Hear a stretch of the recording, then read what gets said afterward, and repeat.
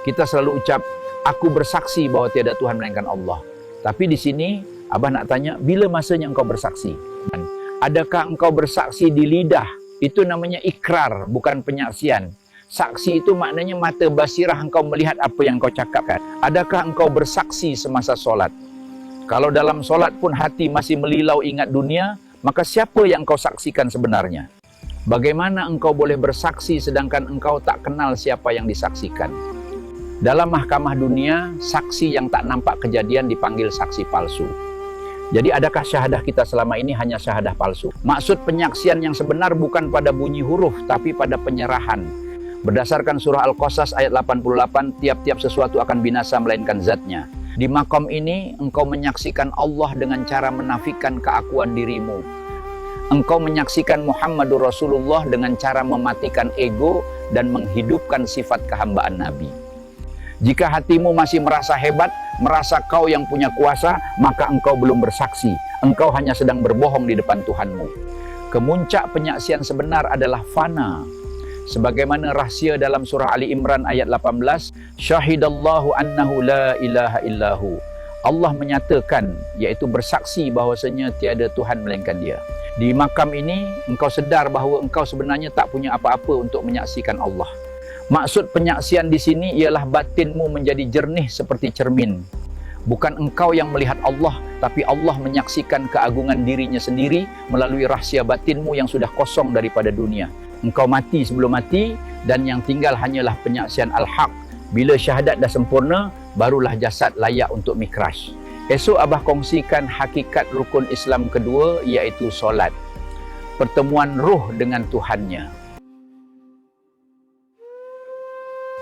Jika syariatnya solat itu jasadmu menghadap kiblat, bagaimana pula dengan hatimu? Menghadap kemana? Jika hatimu masih menghadap dunia dan masalahmu, jadi sebenarnya siapa yang kamu sembah? Adakah kamu bersolat sekadar melepaskan fardu? Atau adakah kamu sebenarnya sedang membawa bangkai ke hadapan Tuhan? Allah beri amaran keras dalam surah Al-Ma'un ayat ke-4 dan ke-5. Celakalah bagi orang yang solat, iaitu mereka yang lalai dalam solatnya. Syekh Abdul Qadir Al-Jailani dalam kitab Sir Al-Asrar menegaskan, solat jasad itu hanya kulit, isinya adalah musyahadah, iaitu penyaksian. Tanpa kehadiran hati, solatmu hanyalah bangkai tanpa nyawa. Ketahuilah, solat itu adalah mikrajul mu'minin. Bermula dengan takbiratul ihram, iaitu takbir yang mengharamkan. Sebaik saja tangan diangkat, haram bagimu menoleh selain Allah. Kau mematikan keakuan dan baling dunia ke belakang. Jika batinmu masih ingat pada makhluk, maknanya kau belum bertakbir, kau hanya mengangkat tangan kosong di depan pencipta. Kemuncak solat adalah apabila engkau hilang dalam sembahmu. Sebagaimana pesan Syekh Abdul Qadir Al-Jailani dalam kitab Futuh Al-Ghaib. Tiada lagi aku yang berdiri, tiada lagi aku yang rukuk, tiada lagi aku yang sujud. Maksudnya apa? Bukan Tuhan yang bersolat, tapi hamba yang telah fana kesedarannya kerana tenggelam dalam keagungan Allah. Engkau sedar jasadmu hanyalah alat, manakala yang menggerakkan setiap sendimu adalah kudrat Allah. Di situ kau akan sedar yang sebenarnya Allah memuji dirinya sendiri melalui lisanmu. Inilah penyaksian al-haq, iaitu saat keakuan hamba sudah tiada, yang tinggal hanyalah wujud tunggal. Jangan biarkan solatmu sekadar senaman jasad yang tandus. Hidupkan ruhnya dengan mematikan dirimu. Esok Abah akan kongsikan hakikat rukun Islam yang ketiga, iaitu hakikat puasa khawasul khawas. Tingkatan puasa para pencinta Tuhan. Syekh Abdul Qadir Al-Jailani dalam kitab Sir Al-Asrar menggariskan 3 tingkatan puasa. Pertama, puasa orang awam. Ini puasa peringkat perut. Pantangnya cuma makan, minum dan syahwat. Tapi berapa ramai yang hanya sekadar mendapat lapar dan dahaga sahaja kerana perut berpuasa tapi mulut kenyang mengumpat, perut berpuasa tapi mata kenyang melihat maksiat. Inilah puasa yang sah pada syariat tapi kosong pada hakikat. Yang kedua, puasa khawas. Bukan setakat perut yang lapar, tapi seluruh jasad dipuasakan. Mata, telinga dan lidah dipasung daripada selain Allah. Inilah puasa yang mula membersihkan jalan untuk cahaya masuk ke batin. Kemuncaknya adalah puasa khawasul khawas. Imam Al-Ghazali sebut dalam Ihya Ulumuddin, ini adalah puasa hati daripada segala lintasan selain Allah. Maksudnya apa? Di peringkat ini, jika hati kau berpaling daripada mengingati Allah, atau dunia itu menghijab pandangan batinmu daripada menyaksikan Sang Pencipta, maka batal puasanya. Biar jasad sibuk berurusan, tapi batin tetap dalam penyaksian. Kata Imam Al-Ghazali, tanda puasa ini berjaya ialah apabila hati kau bersih daripada segala makhluk dan hanya dipenuhi dengan keagungan Al-Haq. Inilah puasa yang membawa kepada fana, iaitu lenyapnya pandangan terhadap diri sendiri dan yang tinggal hanyalah penyaksian kepadanya. Esok Abah akan kongsikan hakikat rukun Islam yang keempat, iaitu zakat. Bukan zakat harta, tapi zakat nafsu. Zakat itu maknanya suci. Zakat itu maknanya tumbuh. Sebagaimana syariat mewajibkan kita menyucikan harta melalui zakat mal, begitu juga hakikat menuntut kita menyucikan jiwa melalui zakat nafsu. Janganlah kita hanya sibuk membersihkan harta yang di tangan, namun membiarkan najis keakuan terus bersarang di dalam hati. Kerana zakat harta itu adalah bukti ketaatan jasad, manakala zakat nafsu itu adalah bukti penyerahan roh. Kedua-duanya harus seiring. Harta disucikan, batin pun dibersihkan. Barulah zakat kita benar-benar sempurna. Allah berfirman dalam surah Asy-Syams ayat ke-9, Qad aflaha man zakkaha. Sesungguhnya berjayalah orang yang menyucikan jiwanya.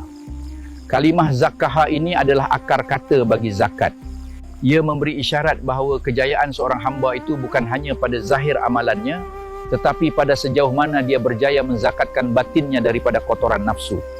Jika hartamu suci tetapi hatimu dipenuhi berhala keakuan, maka di manakah letaknya kesempurnaan imanmu? Dalam kitab Al-Hikam, Syekh Ibnu Athaillah mengingatkan kita supaya tidak merampas sifat-sifat yang hanya milik Allah. Zakat nafsu adalah proses memulangkan kembali hak-hak Allah yang sering kita dakwa sebagai milik kita. Sifat kibriya iaitu kebesaran, sifat kudrat iaitu kekuatan dan sifat izzah iaitu kemuliaan. Itu semua adalah hak mutlak dan sifat khusus bagi zat Allah semata-mata.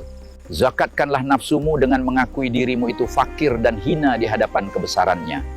Imam Al-Ghazali dalam Ihya Ulumuddin menegaskan bahawa sifat-sifat keji seperti riya, ujub dan cinta dunia adalah najis hakiki. Jika hatimu terkena najis batin ini, maka engkau harus membasuhnya dengan zakat nafsu. Jalannya adalah melalui takhalli, iaitu mengosongkan hati daripada memandang makhluk dan memandang amal sendiri. Selagi engkau menyangka kebaikanmu adalah atas usahamu sendiri, maka batinmu belum lagi benar-benar suci. Apabila nafsu sudah dizakatkan, barulah ruh itu akan tumbuh subur dalam cahaya makrifat. Engkau tidak akan sesekali mengenal Allah selagi dirimu masih kenyang dengan rasa keakuan. Hancurkanlah rasa dirimu, maka akan nyatalah Dia. Pulangkanlah segala puji kepada Tuhan punya puji, barulah engkau akan merasai nikmat menjadi hamba yang sebenar-benarnya hamba. Esok Abah kongsikan puncak rukun yang terakhir, iaitu haji. Kita bicara perihal haji hakikat, iaitu perjalanan kembali menuju Baitullah yang tersembunyi di dalam dada manusia. Syekh Abdul Qadir Al-Jailani dalam kitab Sir Al-Asrar menegaskan, haji itu ada dua makam. Haji syariat adalah menuju Kaabah, manakala haji hakikat adalah perjalanan ruh menuju ke Baitullah di alam batin.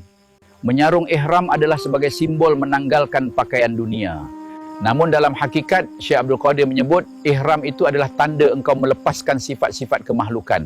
Apa itu sifat kemahlukan? Iaitu segala sifat rendah yang membelenggu rohmu, rasa diri berkuasa, rasa diri mulia dengan pangkat, dan rasa hati yang masih bergantung pada sebab duniawi lebih daripada penciptanya. Ihram yang benar adalah saat engkau datang menghadapnya dengan rasa benar-benar zahil, iaitu mengakui kehinaan dan kefakiranmu sebagai makhluk yang tiada daya, tanpa membawa apa-apa sandaran selain Allah. Selagi engkau masih berpakaian dengan keakuan, maka engkau belum lagi menyahut seruan Tuhan. Sebagaimana yang disebut oleh Syekhul Akbar Ibnu Arabi dalam kitab Futuhal Makkiyah, Kaabah yang dibina daripada batu itu adalah kiblat jasad, manakala hati orang mukmin itu adalah Kaabah bagi roh. Kenapa kita diperintah tawaf? Kenapa mesti berpusing? Syekhul Akbar Ibnu Arabi membongkar rahsianya. Tawaf itu adalah simbolik kepada kitaran kewujudan. Segala sesuatu di alam ini, daripada cakrawala yang besar sehingga ke zarah yang paling halus, semuanya sedang berpusing mengelilingi paksi penciptanya. Tawafmu adalah simbolik bahawa hidupmu bermula daripada Allah dan pasti akan kembali melingkar kepada Allah. Ini adalah isyarat bahawa di dalam setiap pusingan hidupmu, Allah mesti menjadi paksi pusat. Begitu juga saat melontar jamrah. Mengikut kitab Sir Al-Asrar, batu yang kau lontar itu adalah simbol melontar nafsu amarah keluar daripada dirimu. Engkau lontar segala sifat haiwaniah seperti marah, tamak dan riak, kerana sifat-sifat keji inilah yang selama ini menjadi hijab yang menutup pandangan batinmu daripada menyaksikan keagungan Allah. Dan kemuncak haji adalah pengorbanan. Bukan sekadar menyembelih ternakan, tetapi menyembelih keakuan dirimu. Ketahuilah, haji yang mabrur itu tandanya satu. Engkau pulang dalam keadaan diri yang telah fana, iaitu leburnya rasa aku dalam dirimu. Engkau pulang bukan sebagai tuan haji yang besar, tetapi engkau pulang sebagai hamba yang kosong, yang melihat bahawa segala-galanya dahulu, sekarang dan selamanya adalah milik Allah dan datangnya daripada Allah. Sebelum kita akhiri, tinggalkan selawat kamu di ruangan komen sebagai mensyukuri nikmat ilmu ini. Allahumma sholli ala Sayyidina Muhammad wa ala ali Sayyidina Muhammad.